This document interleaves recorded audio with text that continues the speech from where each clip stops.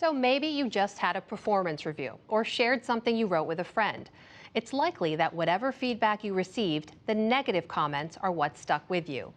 Esme Wei-Jun Wong is an author, most recently of The Collected Schizophrenias.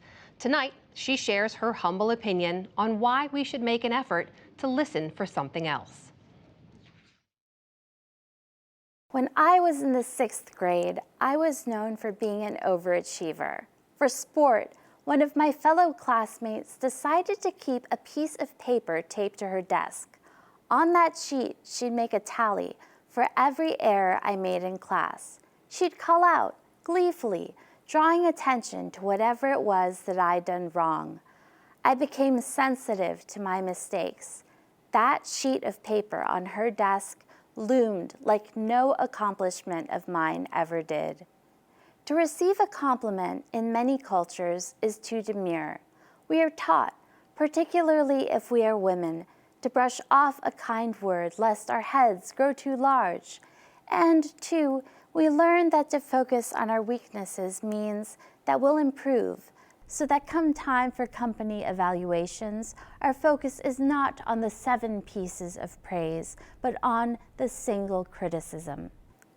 For years, I kept my own records of what I'd done wrong and forgot the compliments.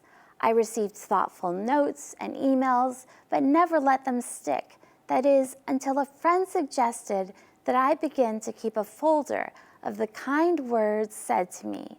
In went the best parts of my book reviews, the sweetest lines from people who love me. Now, years later, I have pages and pages of text messages and emails and tweets because the world can be a brutal place. We can be unrelentingly hard on ourselves, and under such circumstances, it's a shame to not let the world's light stick to us when we have the chance.